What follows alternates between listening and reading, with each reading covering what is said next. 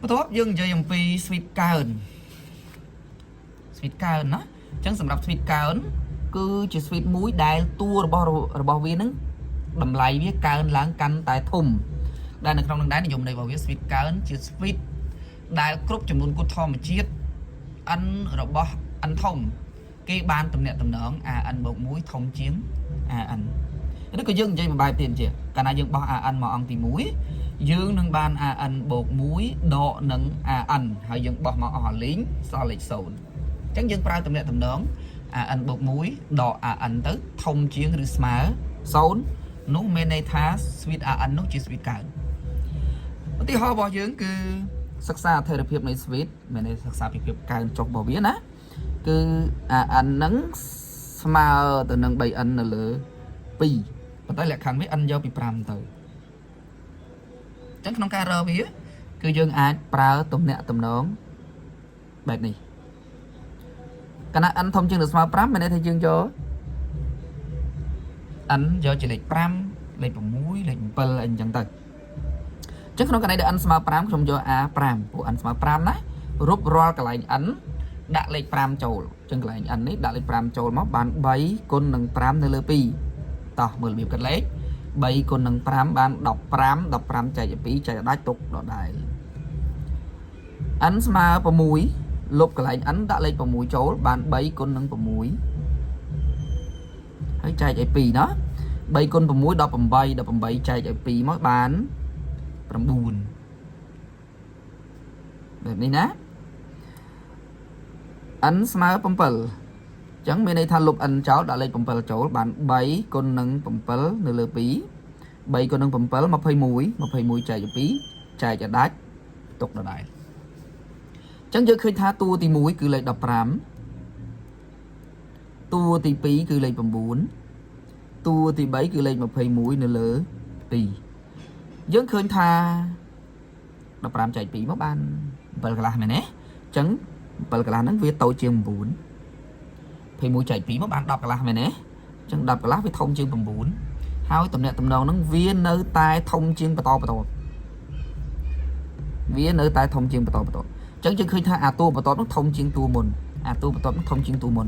អញ្ចឹងប្រសិនបើយើងមាន an ហ្នឹងណាហើយតួបន្ទាប់ពី an ហ្នឹងក៏ធំជាង an ដែរដែលយើងតាំងដោយ an បូក1អញ្ចឹងវាស្របទៅនឹងតំណាក់តំណងដែលគេនិយាយថា an បូក1ហ្នឹងធំជាងឬស្មើ an វាជា sweet កើនអញ្ចឹងឆ្លើយថាដូចនេះ an ជា sweet កើនណាអញ្ចឹងនេះជាលំហាត់របស់យើងណាមួយទៀតយើងនិយាយអំពី sweet ចុះម្ដងណាអញ្ចឹងសម្រាប់ sweet ចុះមានន័យថាតួនីមួយរបស់វាហ្នឹងមានតម្លៃកាន់តែតូចអញ្ចឹងខ្ញុំឧទាហរណ៍ថាសម្រាប់និយមន័យរបស់គេគឺ sweet នឹងជា sweet ចុះកាលណាយើងបានតំណាក់តំណងគឺ an បូក1តូចជាងឬស្មើ an ឬបើយើងបោះ an មកអង្គទី1ដូចគ្នាយើងនឹងបាន an បូក1ដក an ទៅតូចជាងឬស្មើ0អញ្ចឹងតំណាក់តំណង2ហ្នឹងយើងប្រើតំណាក់តំណងមួយណាក៏បានដែរដើម្បីធ្វើវាណាអញ្ចឹងឧទាហរណ៍របស់យើងគឺសិក្សាអត្ថនភាពនៃ sweet an ហ្នឹង n យកចាប់ពីលេខ3ឡើងទៅហើយ an ទៅស្មើនឹង2លើ n អញ្ចឹងធ្វើដូចគ្នាមិញណាកាលណា n យកចាប់ពីលេខ3ឡើងទៅខ្ញុំនឹងរកតួទី3តែម្ដងណាមានន័យថា n វាស្មើ3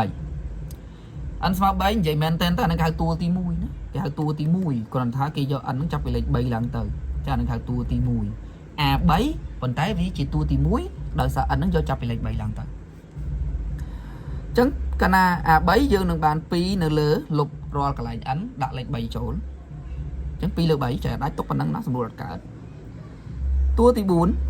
a4 ណាអញ្ចឹងគឺបាន2សំទោស a4 មិនមែនតួទី4ទេណាតួទី2តែគឺ a4 អញ្ចឹងស្មើ2លើ4 2លើ4យើងអាចសម្រួលបាន1លើ2 a5 គឺស្មើ2នៅលើរូបលុបកន្លែង n ចោលដាក់លេខ5ចូលចែកឲ្យដាច់ទុកប៉ុណ្ណឹងណាអញ្ចឹងយើងមើលតំណាក់តំណងនឹងដូចគ្នាដែរតួទី1គឺ2លើ3តួទី2គឺ1លើ2តួទី3គឺ2លើ5ហើយបន្តទៅមុខយើងឃើញថា2លើ3កាលណាយើងចែកមកបាន 0.66 ចឹងធំជាងអា1លើ2ដែលសារ1លើ2ចែកមកបានកន្លះហើយបើអា2លើ5យើងចែកមកបាន 0.4 អញ្ចឹងវាតូចជាងអានឹងបន្តរហូតដល់ an យើងឃើញថាអាតួបន្ទាប់ហ្នឹងតូចជាងតួមុនតួបន្ទាប់តូចជាងតួមុនអញ្ចឹងអា AN ហ្នឹងក៏មានតួបន្ទាប់របស់វាគឺ AN បូក1ហ្នឹងតូចជាង AN ដែរអញ្ចឹងស្របទៅនឹងនិយមន័យរបស់យើងហើយមានន័យថា AN គឺជា switch ចុះអញ្ចឹងវីដេអូយើងចប់ប៉ុណ្្នឹងហើយក៏វែងក្រៅដែរយើងនឹងជួបគ្នានៅវីដេអូក្រោយជាបន្តទៀតបាយបាយ